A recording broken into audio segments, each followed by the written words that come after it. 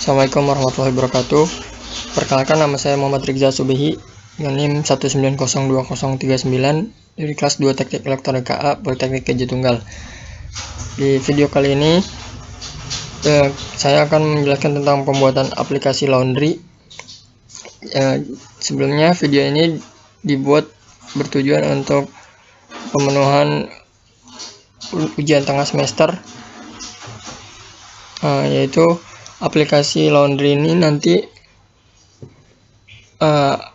mencakup beberapa mata pelajaran yang sudah dipelajari, materi yang sudah dipelajari di kelas, yaitu tentang penyimpanan data ke dalam database yang menggunakan Java, aplikasi Java, dan menyimpannya ke dalam JTable. Nah, langsung saja aplikasinya nanti akan menjadi seperti ini. Kita run ya, kita build. Nah, ini sebelum kita menjalankan aplikasi, jangan lupa XM aplikasi kita, karena kita menggunakan server lokal dan membuat database di lokal, maka kita jalankan dulu XMPP-nya. Jangan lupa di start Apache dan MySQL-nya. Kemudian kita bisa langsung masuk. Saya beri nama, saya coba yang salah dulu ya. Kita coba semua fitur yang ada di aplikasi ini. Saya membuat ini tombol close ini memanggil J option pen. Nanti dia keluar pop-up box seperti ini. Dan login juga sudah ditangani. Jika inputnya kosong, maka akan tampil J option pen seperti ini. Pop-up lagi. Nah, di sini ada logo dan desainnya dibuat semenarik mungkin ya. Nah, sekarang kita coba jika benar. Admin, passwordnya ini pakai J password, bukan J input, J text field ya, rahasia. Kita klik login. Nah, maka akan diarahkan ke kelas lain yang berisi desain baru. Nah, di sini ada panel. Saya buat panel, ada 3 panel dashboard, yang kedua ada panel transaction, yang ketiga ada panel kontak.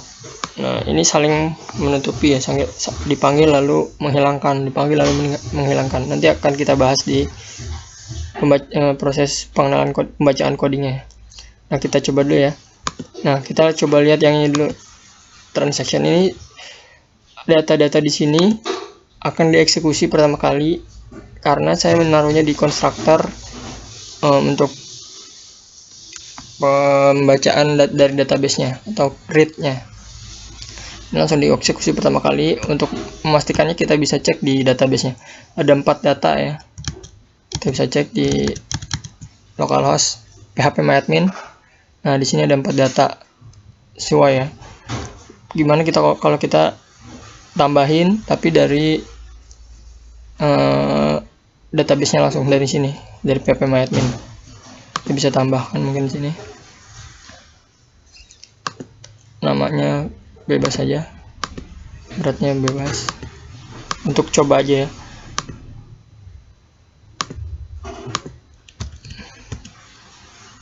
Teleponnya bebas. Harganya bebas. Nah, jika kita kirim, nah ini sudah masuk ya datanya. Di aplikasi tidak langsung tampil nambah. Kita bisa klik tombol refresh, ini sudah disediakan di sini. Nah, dia akan nambah secara otomatis. Nah, bagaimana dengan bagaimana jika kita menambahkannya melalui aplikasinya? Nah, kita coba ya. Yang tadi berarti fungsi read-nya sudah jalan. Kita tambah lagi Reza 1, beratnya 6 kilo. Nomor teleponnya 8 asal. Nah, di sini saya tambahkan juga komponen baru, yaitu J calendar. J calendar ini untuk memasukkan tanggal ya secara khusus. Jadi nanti akan kita bahas di codingan mungkin. Di sini kita lihat cara kerjanya dulu. pilih tanggal 24. Nah, di sini ada combo box. Kita pilih misalnya cuci plus gosok. Alamatnya bisa diisi asal pakai text area. Nah, saya buat di sini di bagian input text field harga ini otomatis menghitung. Jadi jika berat dihitung hasil berat yang user masukkan dengan paket yang user pilih. Misal 9.000 dikali 6 gitu. Berarti hasilnya, nah kita coba lihat. Dia akan menghitung otomatis ketika kita klik submit, tombol submit. Nah, 54.000 dan otomatis akan jika datanya sudah terkirim ke database dan dia akan menampilkan seperti ini message dengan di option pen saya buat. Nah, coba kita lihat ya di tabelnya. Nah, dia tambah ya yang ini. Jadi 6 kilo pilihannya cuci plus gosok jadi 54.000. Tidak begitu saja, kita bisa lihat di phpMyAdmin-nya apakah benar nambah. Kita refresh. Nah, nambah ya datanya sesuai. Jadi ini insert ini kita tangani agar data yang ada di tabel dan di database sinkron ya, selalu sama ya. Jadi jangan nampilin di database, jangan ditampilin di tabel dulu jika si aplikasi ini gagal mengirim data ke phpMyAdmin. Jadi ada validasinya, nanti kita bahas di codingan. Selanjutnya bagaimana dengan edit?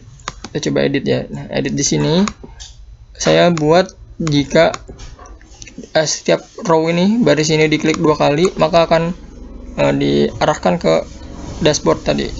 Coba kita klik yang ini ya, yang bawah. Nah, seperti itu maksudnya. Jika kita klik, maka dia akan diarahkan ke sana. Nah, kita bisa edit di sini.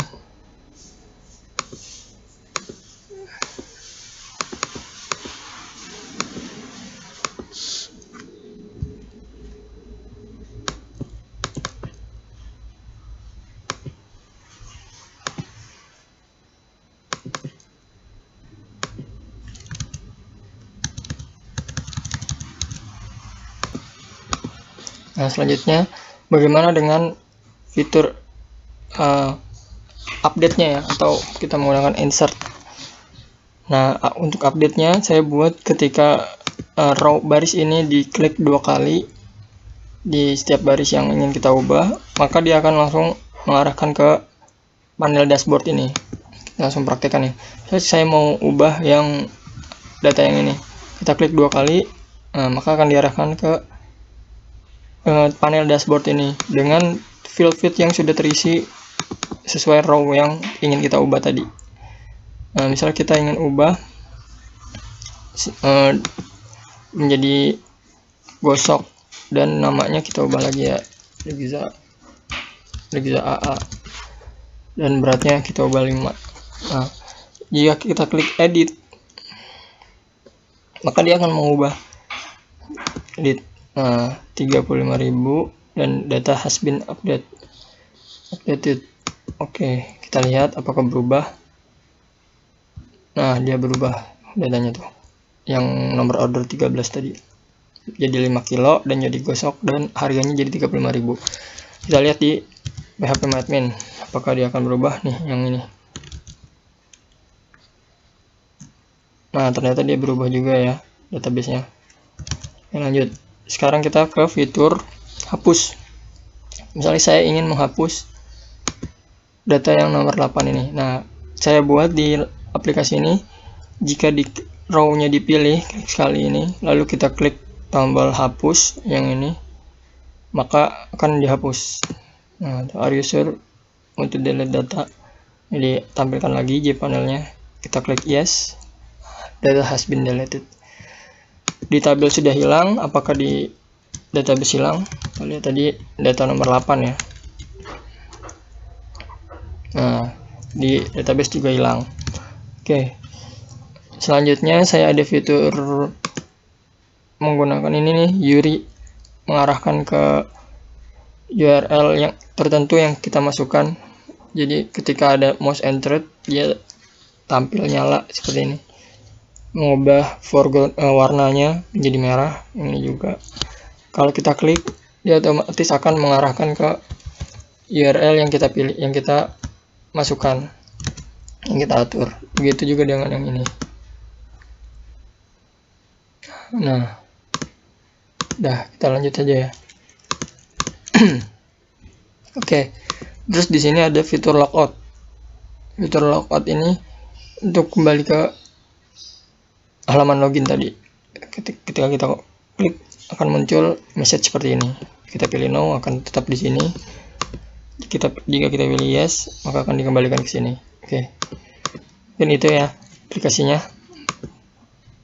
Kita akan bahas secara codingnya. Oke. Langsung. Di sini kita buat aplikasi ini menggunakan NetBeans ya, seperti biasa. Selesai. Nah, pertama kita bisa buat package baru. Kita beri namanya package data. Saya membuat dua package di sini, ada package data dan package pages. Nah, dalam pages ini kita buat desainnya dulu dengan klik kanan. Kita buat JFrame form. Kita beri nama misalnya app.java. Jadilah seperti ini ya. Nah, kita buat desainnya dulu terlebih dahulu pertama kali. Nah, jika kita lihat, saya membuatnya di sini menjadi dua bagian, dua panel ya, panel yang kiri dan panel yang kanan, sebelah kanan ini. Nah, yang kiri ini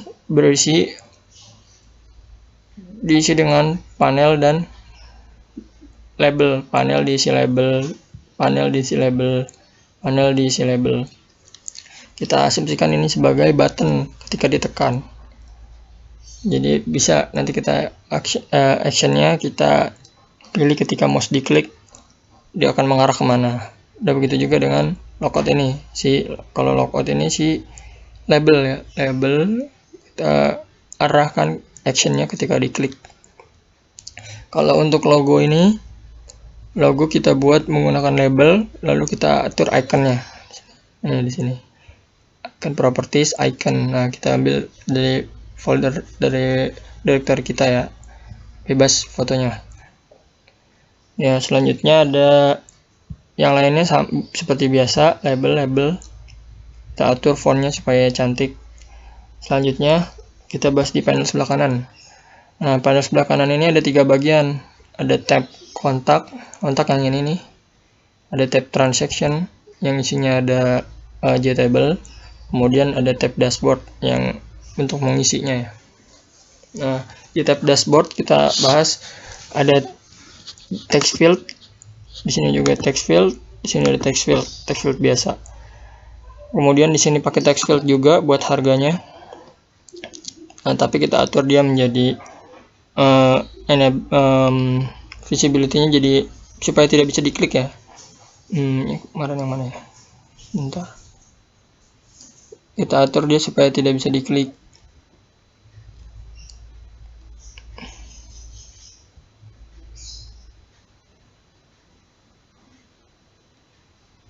Nah, editable-nya kita matiin ya, editable, supaya nggak bisa diedit. Karena kan ini datanya dari sistem gitu, harganya. Kemudian di sini ada text area, di sini juga ada combo box, radio button. Nah, radio button ini jika kita di dalam dia sudah dimasukkan ke dalam button group ya, komponen button group yang ini nih. Karena jika dia tidak dimasukkan ke dalam komponen button group, dia bisa dipilih secara bersamaan. Dan kita tidak inginkan itu ya.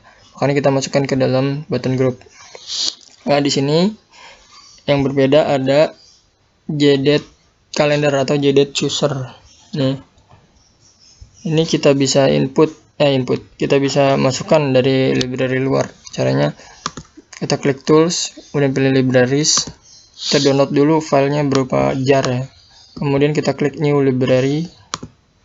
Nah, oke. Nah, saya sudah buat di sini namanya JCalendar. Nah, isinya ini file.jar ya, nanti bisa di download di Google. Nah, dimasukkan saja, kita klik OK. Nah, dengan begitu kita sudah bisa gunakan. Oh ya, paletnya juga, paletnya ditambah ya, palet supaya dia nampil di komponennya. Swing awt atau awt komponen. Nah, add from jar, add from library, karena library tidak tadi kita sudah tambahkan. Pilih jCalendar. Nah, next, langsung nanti dia tampil seperti ini. Dengan kalau udah tampil seperti ini, kita bisa gunakan, langsung kita tarik aja. Oke, selanjutnya kita bahas di tab yang kedua, tab transaction. Tab transaction ini ada tabelnya, si tabel ya, yang masuk ke dalam materi kita, materi pelajaran saya. Nah, ini si tabel. Kita atur kolomnya sesuai keinginan kita, dan juga ada button hapus, juga ada button refresh. Nah, nanti event mouse kliknya kalau dia klik sekali bisa dihapus, kalau klik 2 kali dia untuk update. Nanti kita lihat di codingan. Sini juga ada button refresh buat merefresh data, sebenarnya manggil fungsi untuk read-nya aja ya, diulang gitu, manggil fungsi kembali. Kemudian ada tab kontak. Tab kontak ini ada label, dan juga ini semuanya label ya, cuma yang ini diisi icon. Yang kita bisa isi di sini iconnya. Nah, kalau URI-nya tadi nanti ada di codingan, URL-nya tadi ada di codingan. Nah, ini fontnya semua menggunakan Montserrat ya, supaya terlihat cantik ya. Ini sebenarnya kreasi aja. Nah, sekarang kita masuk ke login. Login desainnya hampir mirip ya, tidak jauh beda. Ada text field, button gitu. Dan juga oh ya, di sini mungkin yang agak tricky, di sini pakai label di dalam panel ya, sama seperti yang dashboard tadi sih sebenarnya. Jadi ketika diklik dia akan nampilkan J option pane seperti pertanyaan, mau keluar beneran atau enggak gitu. Dan sini logo sama pakai label, cuma kita pilih logonya, kita buat logonya. Saya membuat menggunakan aplikasi Canva, jadi sesuai sama aplikasinya ya, Air Laundry gitu. Nah, selanjutnya kita masuk ke codingan yang login dulu ya. Nah, login ini sebenarnya kita tangani cuma di codingan aja ya, jadi cuma ada satu role, satu peraturan gitu. Kalau kita mau buat banyak role, kita bisa bikin database tabel baru untuk loginnya ini. Jadi cuma seperti ini aja ya penanganannya. Kalau dibikin username yang bisa masuk apa aja, sama passwordnya apa. Jadi kalau pakai pengkondisian nih, kalau loginnya ditekan dan itu si username-nya text field username-nya sesuai, kalau di sini dalam hal ini admin, dan pakai operator logika n seperti ini, dan password ini JText password ya, bukan JText field, makanya tadi bisa bintang-bintang kayak gitu. Kalau sama dengan password yang kita isikan, yang kita inginkan di sini, maka si kelas loginnya, kelas ini nih, login page, dihilangkan, di dispose. Dan juga dalam waktu yang sama kelas app visibility-nya diatur jadi true, jadi nampil. Dan kalau salah berarti kan mungkin user nggak masukin username atau passwordnya salah gitu, maka tampilkan option pane, username or password is invalid. Nah, ini jangan lupa masukin ke dalam try catch ya, karena ini bisa menghasilkan error. Nah, untuk tombol exitnya ada di sini. Nah, are you sure want to exit? Kita klik biasa ini tadi J-label action, kita praktekin ya.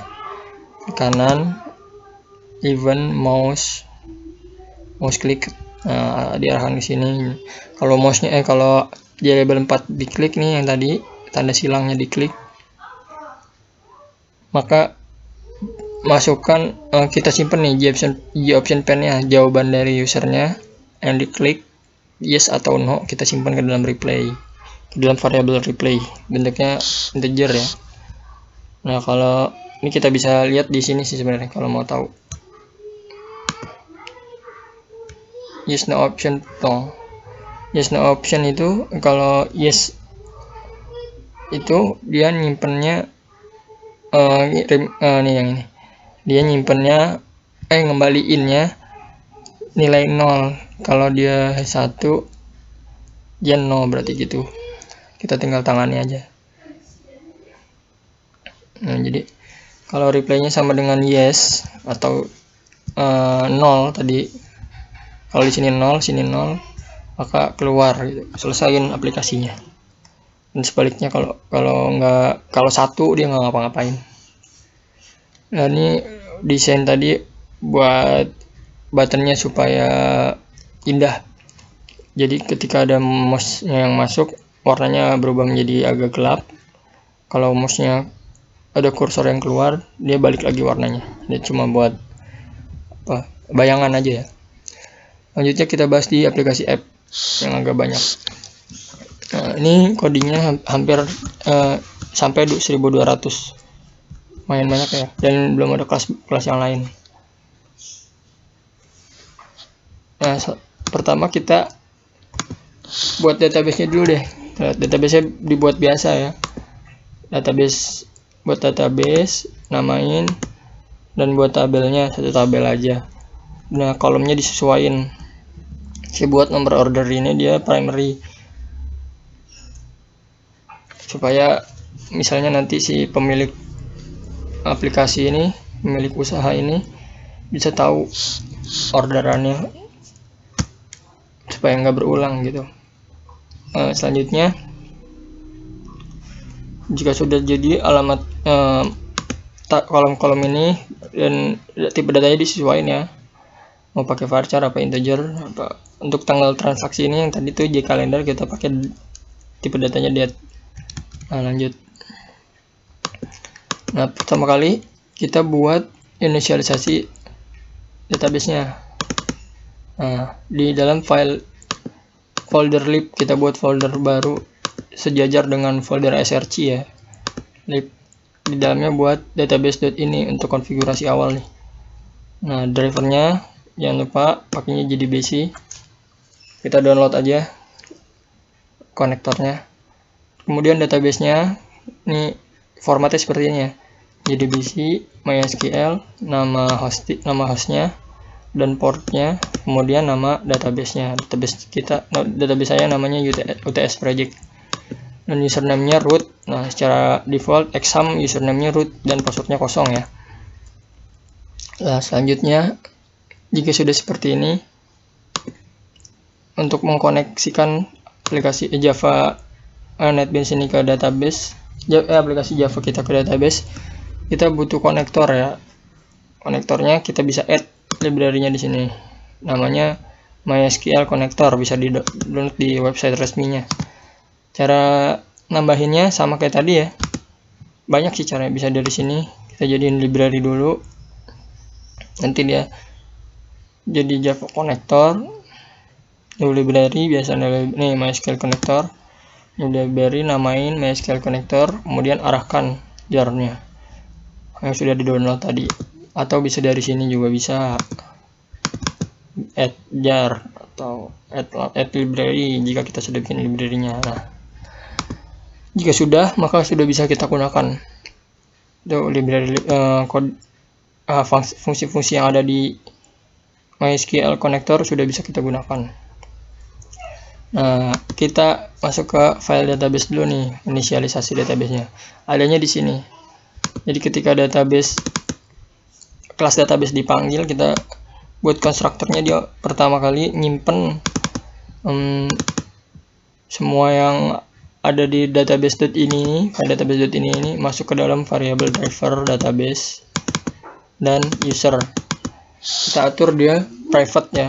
Ini konsep OOP. Jadi pada dasarnya semua field itu harus di set private ya, supaya tidak bisa diakses oleh kelas-kelas yang lain, supaya aman. Maka nama konsepnya ini encapsulation ya. Jadi setting panel, metode setting panel yang ini untuk membaca file database.ini, pakainya kelas file input stream nih. Baca di dalam folder lib ada folder database.ini, ini relatif terhadap codingan ini ya, file lib database.ini, kemudian di load. Nah, propertinya yang ada di dalam, maksudnya yang ada di dalam file database.ini dibaca. Nah, seperti ini nih. Kalau dia di dalam filenya ada db driver, kan ada ya db driver, harus sama nih berarti db driver, maka masuk ke, ambil isinya masuk ke driver. Begitu juga dengan database, masuk ke variable database, user juga, password juga. Ini fungsinya nanti untuk kita panggil di ketika koneksi ya. Nah, langsung kita masuk ke koneksi ini. Connection, panggil method get connection. Kemudian ini parameternya ada 3, kita bisa lihat. Oh, nggak diarahin. Pokoknya dia parameternya yang bisa lihat dia di dokumentasi di ini ya, website. Nah, ini parameter pertama ada URL, nih, URL, user, sama password. Nah, URL kita kan dapatnya tadi udah kita buat di database.ini ya. Nah, bentuknya string, makanya kita bisa langsung pakai, masukin ke sini, usernya juga, passwordnya juga, simpan ke variable count. Nah, jadi ketika kita ingin koneksi, kita tinggal panggil aja nih. Dan ini sudah diatur menjadi static, jadi tandanya kita bisa memanggilnya langsung database.getConnection.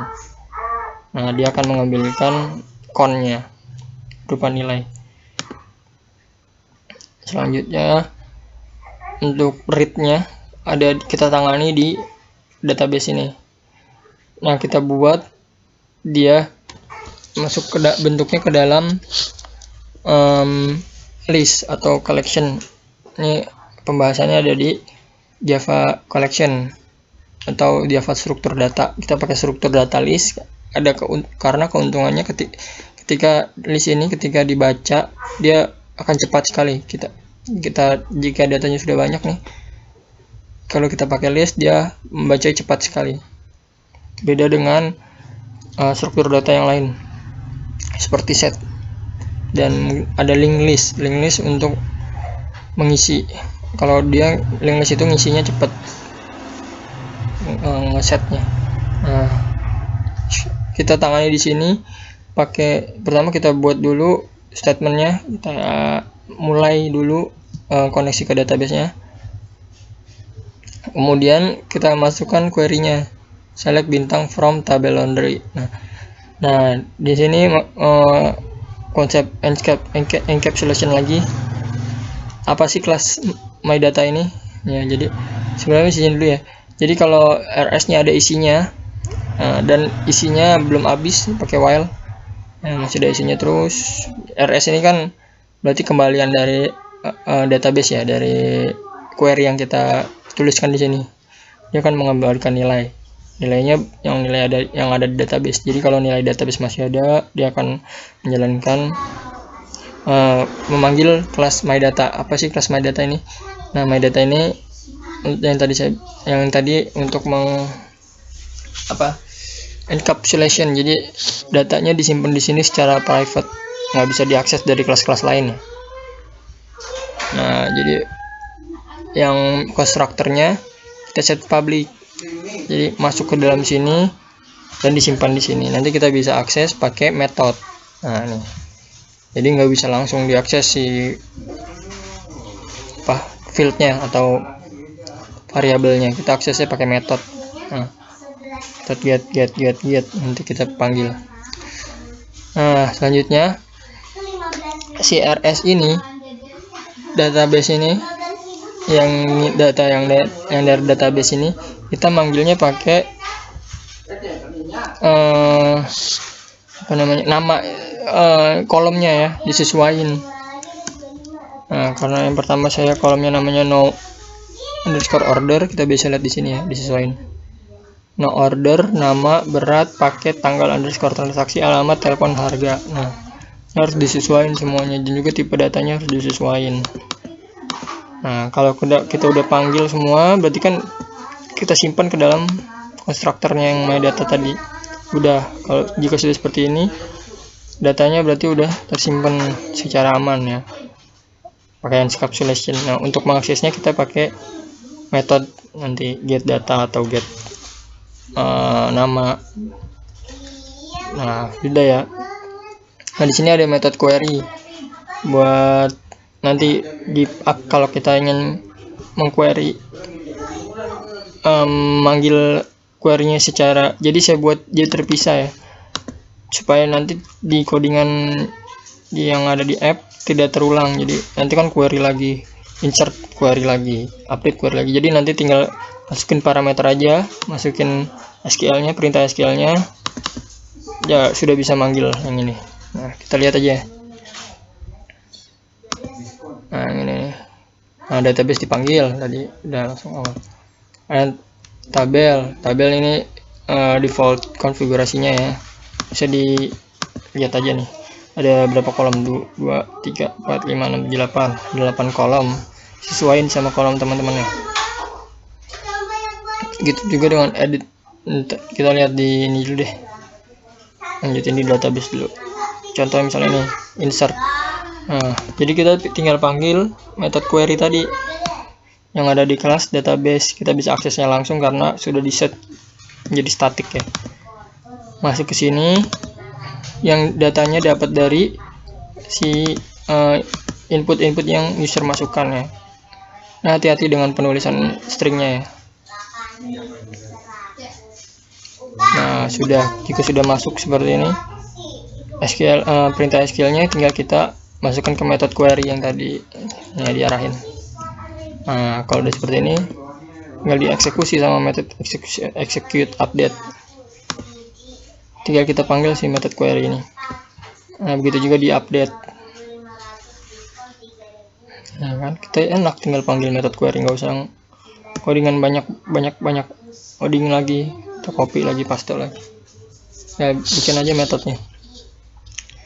Oh iya, untuk si tipe data date ini, ketika kita insert atau mengupdate-nya, dia perlu parameter seperti ini, date, baru masukin datanya. Jadi mungkin ini data awalnya string ya, jadi dia harus diubah dulu ke date supaya bisa masuk ke kolom tanggal transaksi ini yang tipe datanya date. Udah, untuk kita bahas apa lagi, pertama kali dijalanin aja, ada di set table. Metode set table, saya buat metode set table ini. Jadi ketika pertama kali dijalanin, dia manggil set table, kan ada di table ya. Table dipanggil di constructor, dia panggil set table. Nah, set table ini maksudnya seperti fungsi read, yang fungsi read tadi. Ketika pertama kali dijalanin, ketika kita klik tombol transaction, maka data yang ada di database tampil semua. Nih, ada cara kerjanya ada di sini. Dipanggil ya, panggil si get data ini kan yang tadi kita sudah encapsulasi, maka kita panggil get data. Nah, dengan get data ini yang list tadi ya, list tadi dengan indeksnya. Pokoknya biasa kita pakai fungsi for, sepanjang datanya masih ada, maka panggil terus. Panggilnya sesuai indeks. Misalnya size-nya 9, berarti kan dia jalanin 0 dulu, 0. Berarti indeks ke 0, sininya 0, 0, 0, 0, 0, 0 semua. Nah, kalau udah 0 semua, kita panggil get ID, get nama. Jadi baris ke 0, yang ID baris ke 0, nama baris ke 0, berat baris ke 0, paket baris ke 0, semuanya yang ke 0 ditampilin, masukin ke tabel baris yang pertama. Gitu juga selanjutnya nih, dia ngecek lagi nih apakah si I ini udah nyampe 9, kali kan kita datanya 9 ya asumsinya. Dia nambah kan, berarti belum, berarti nambah mau jadi 1 udah. satu di sini, satu semua, dan diambil berarti ID baris ke-1, nama baris ke-1, berat baris ke-1, paket baris ke-1, dan gitu seterusnya. Masukin ke baris yang selanjutnya, kedua, gitu. Terus kita bahas ini default tabel model nih, konfigurasi untuk tabel awal ya. Kita konfigurasinya seperti ini. Bisa lihat di dokumentasi di JTabel di Javadoc yang ada di Oracle website resminya ya. Nah, ini sama most excited, most entered. Jadi ketika enter dia berubah warna jadi bold nih, yang untuk yang logout, yang logout. Kalau logoutnya keluar nggak ada kursornya, dia biasa. Ini buat nanganin yang tadi, kalau baris dari tabelnya diklik sekali, maka masukkan row ke dalam tabel. Masukkan nomor barisnya ke dalam variabel row. Variabel row ini nanti kita gunakan ketika menghapus nih, yang ini nih. Ini dulu nih. Kalau klik 2 kali, panggil metode edit tabel. Maksud edit tabel ini kita diarahkan ke panel dashboard. Nah, sana untuk mengedit ya. Dan tadi kita sudah simulasikan. Hapus nih, yang tadi hapus. Ketika kita pencet 1 kali di baris, udah kesimpan ya nilai barisnya, berarti misalnya baris pertama udah kesimpan, berarti itu di variable row. Nah, dengan gitu kita bisa hapus dia. Oke, ini tabel model. Tapi kita validasi di sini, jangan sampai kita hapus database belum kehapus tapi di tabel sudah kehapus, atau database sudah kehapus tapi tabel nggak kehapus. Nah, kita validasi di sini nih. Jadi kalau dia kan ngebalikin nih tadi metode execute query, dia ngebalikin nilai. Kalau berhasil dia ngebalikin nilai lebih dari 0, 1. Kalau dia gagal, dia ngebalikin nilainya 0. Jadi kalau dia berhasil query, berhasil ngapus dengan sintak SQL seperti ini, berarti berhasil. Maka baris yang diklik tadi, yang udah dipilih row-nya, maka hapus baris itu yang ada di tabel. Oke. Begitu juga dengan yang ada di database ini. Oke, selanjutnya metode update, begitu juga kita validasi. Kalau update-nya berhasil, ini ngebalikin nilai 1, maka dia update yang ada di sebenarnya sih bukan update nih, baca ulang, mengerit ulang si tabelnya. Jadi tabelnya dihapus dulu pakai baris yang ini, tabelnya dikosongin, dan panggil ulang yang tadi tuh metode set tabel yang bawah yang ini, dan manggil ulang diisi lagi. Itu nanganinnya seperti itu sih. Dan refresh juga seperti itu. Makanya kita hapus dulu, hapus ulang, dan panggil lagi read-nya. Jadinya kan datanya baru tuh. Itu aja nanganinnya. Begitu juga dengan insert.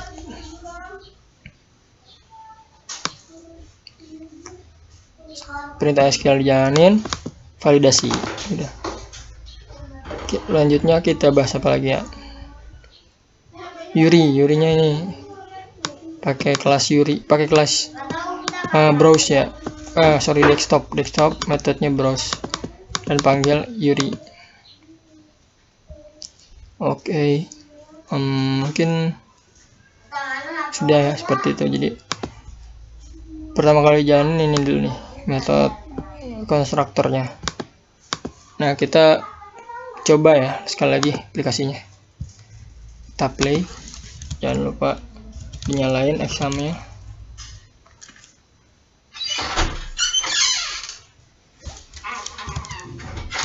Nah, ini aplikasinya udah ada. Kita klik admin, passwordnya rahasia. Nah, klik tombol silang, oh salah. Nah, keluarkan. Nah, login. Nah, tampil ya.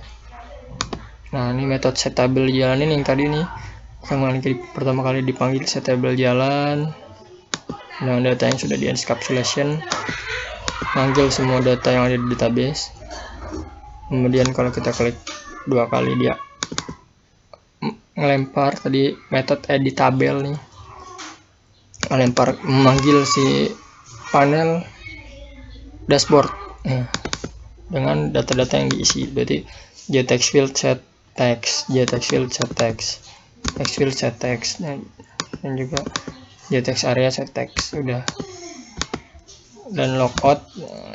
Oke. Login, keluar. Oke. Mungkin cukup sekian ya videonya. Semoga bermanfaat dan bisa menginspirasi teman-teman semua. Jika ada salah perkataan mohon dimaafkan. Wassalamualaikum warahmatullahi wabarakatuh.